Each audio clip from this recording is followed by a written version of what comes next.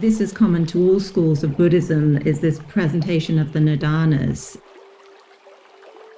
between feeling and craving. So when you have a feeling, it feels good, it feels bad, whatever.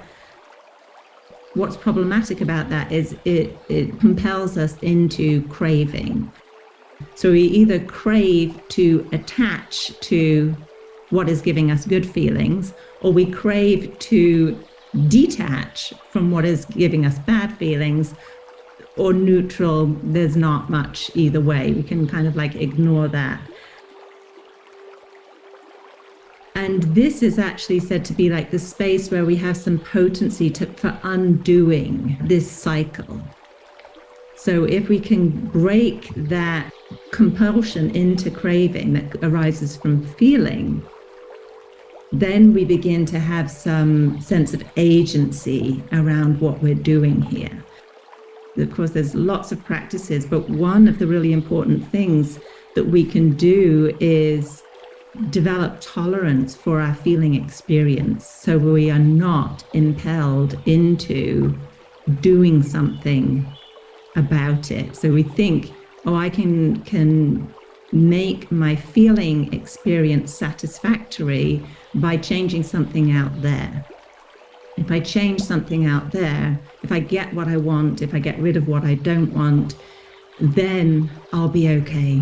Then my feeling experience will be okay. And of course, as we find, this is a never-ending cycle. It just keeps going. We might get something we want. Well, then we just start wanting something else, or we might get rid of something that we don't want. Then something else unsatisfactory will take our notice.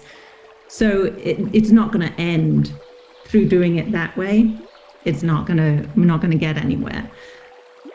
So building tolerance around felt experience, being able to be with what arises in our experience, is important from that perspective. And then when we come into Prajnaparamita, when we come into the middle way teachings, then here it says feeling is perfectly pure and completely pure. So from that aspect, it's not something that we need to get away from or change. We can rest in our feeling experience, because there's nothing fundamentally wrong with it. And it's completely pure and perfectly pure because it's empty, like all phenomena. Just like Milarepa was singing, appearing, sure, it appears, we have experience, empty. But it's not real, it's not solid. And then in Vajrayana, we look at this, the realm of feeling and the things that come up with feeling as we are angry about the things that arise that we have bad feelings towards, that we don't want. We have desire towards the things that we do want. In the Vajrayana, then, it's just energy. It's the play of energy. And energy is wisdom. So the energy of anger is mirror-like wisdom.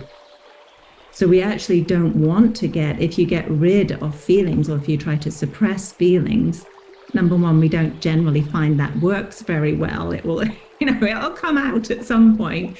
And the other thing is we separate ourselves off from wisdom.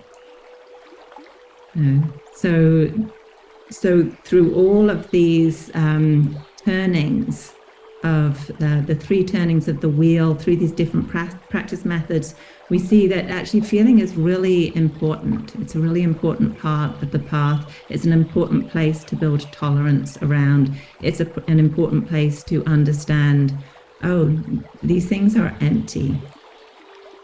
These things are transitory. They move. Even if I wanted to hold on to a feeling, you can't hold on to a feeling. And we get very precise here, because we might think, oh, I've been sad all day. But if we look at it very precisely, we'll notice each moment of sadness is unique.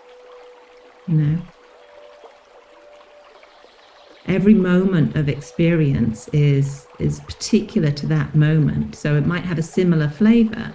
We might say it looks similar, and this is what we do with ourselves. oh, I look similar to how I looked yesterday, so I'm permanent, right? No changes here.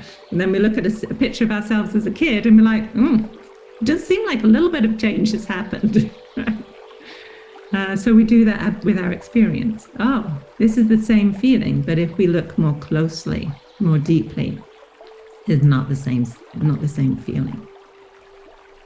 And then in our work, even more so while we're starting with feeling, and the importance of feeling is when we're coming into work with the subtle body.